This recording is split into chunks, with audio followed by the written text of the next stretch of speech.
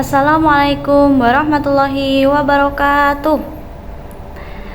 Anak-anak, sebelum kita memulai pembelajaran pada pagi hari ini, alangkah baiknya jika kita berdoa terlebih dahulu.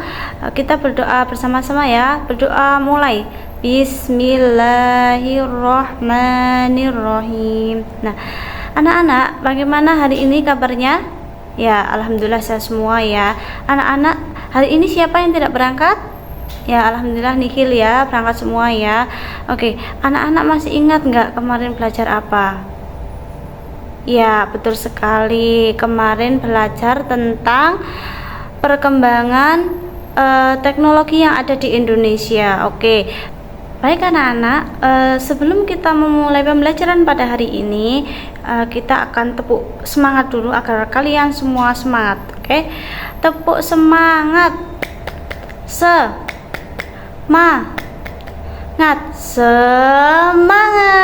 Oke, anak-anak, di sini ibu akan membacakan tujuan pembelajarannya. Tujuan pembelajaran hari ini yang pertama yaitu peserta didik diharapkan dapat memahami definisi, sejarah singkat, dan juga evolusi iptek dari masa ke masa. Yang kedua, peserta didik mampu mengidentifikasi bagaimana iptek telah meningkatkan kualitas hidup manusia di berbagai bidang. Yang ketiga, peserta didik dibekali untuk menjadi individu yang sadar akan peran iptek dalam masyarakat dan mampu mengambil keputusan yang bijak terkait penggunaannya. Baik anak-anak, kita mulai memasuki pembelajaran pada hari ini, yaitu tentang iptek dan pengaruhnya terhadap kehidupan manusia. Nah, pengertian iptek secara keseluruhan merujuk pada gabungan antara pemahaman sistematis tentang alam semesta atau ilmu pengetahuan dengan penerapan pengetahuan tersebut untuk menciptakan solusi praktis yang bermanfaat bagi kehidupan manusia atau teknologi. Iptek terus berkembang seiring berjalannya waktu dan menjadi pilar penting dalam kemajuan peradaban manusia, mempengaruhi hampir setiap aspek kehidupan kita, mulai dari cara kita berkomunikasi, bekerja, belajar, hingga menjalani hidup sehari-hari. Nah, di materi iptek dan pengaruhnya terhadap manusia ini, yang pertama kita akan membahas tentang perkembangan teknologi produksi. Nah, perkembangan teknologi produksi ini merujuk pada kemajuan dan inovasi dalam cara-cara menghasilkan barang dan jasa. Hal ini melibatkan penggunaan peralatan, mesin, metode, dan pengetahuan baru untuk meningkatkan efisiensi, produktivitas, dan kualitas dalam proses produksi. Nah, di sini contohnya pada teknologi produksi masa lalu, membajak sawah itu menggunakan kerbau, sekarang sudah digantikan menggunakan traktor. Yang kedua yaitu perkembangan teknologi komunikasi. Nah, setiap saat kita butuh berkomunikasi dengan orang lain. Berkomunikasi artinya menyampaikan maksud atau pesan kepada orang lain dan memahami maksud atau keinginan orang lain. Cara berkomunikasi bisa langsung atau tidak langsung. Komunikasi langsung yaitu berbicara tatap muka. Pada saat berjauhan kita tidak dapat berbicara secara langsung.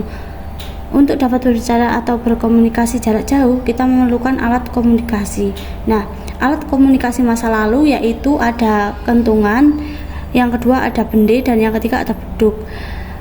Alat komunikasi masa kini ada televisi, radio, handphone, komputer, laptop, dan telepon. Yang ketiga yaitu perkembangan teknologi transportasi. Nah, transportasi atau disebut juga angkutan merupakan hal yang sangat penting dalam kehidupan. Transportasi diperlukan untuk mengangkut penumpang atau barang dari satu tempat ke tempat lain. Sarana dan prasarana transportasi yang baik dan memadai akan memperlancar kegiatan transportasi. Teknologi transportasi dari waktu ke waktu mengalami perkembangan dan kemajuan.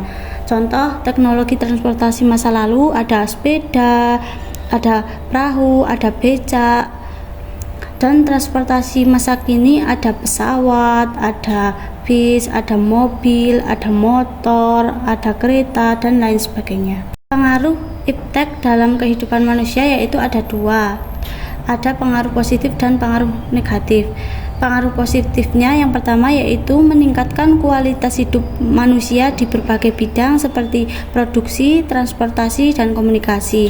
Yang kedua, mempercepat kemajuan ekonomi dan membuka peluang kerja baru.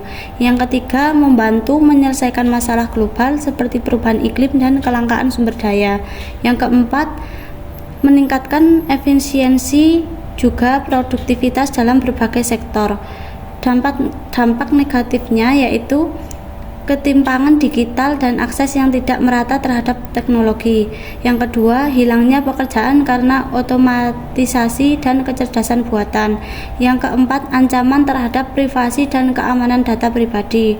Yang terakhir yaitu potensi penyalahgunaan teknologi untuk tujuan jahat. Jadi kesimpulan pembelajaran pada hari ini yaitu iptek adalah kekuatan transformatif yang mendua sisi. Ia bagaikan pedang bermata dua. Di satu sisi membawa kemajuan luar biasa dan meningkatkan kualitas hidup. Namun di sisi lain berpotensi menimbulkan tantangan dan dampak negatif jika tidak dikelola dengan baik. Baik anak-anak, apakah anak-anak sudah paham semuanya?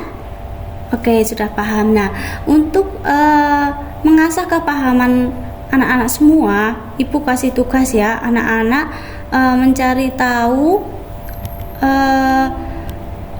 perkembangan dari teknologi produksi pada masa lalu dan masa kini, perkembangan teknologi masa lalu dan masa kini, yang terakhir perkembangan transportasi masa lalu dan masa kini. Contohnya 3 saja, nanti silahkan ditulis di buku tulis, lalu nanti dikumpulkan ke meja Bu Guru, nanti Bu Guru nilai dan besok hasilnya Bu Guru bagikan lagi ya.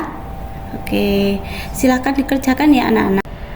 Baik anak-anak, untuk mengakhiri pembelajaran pada siang hari ini, marilah kita membaca hamdalah bersama-sama. Alhamdulillahirrabbilalamin. Baik anak-anak, Ibu tutup, kurang lebihnya mohon maaf. Wassalamualaikum warahmatullahi wabarakatuh.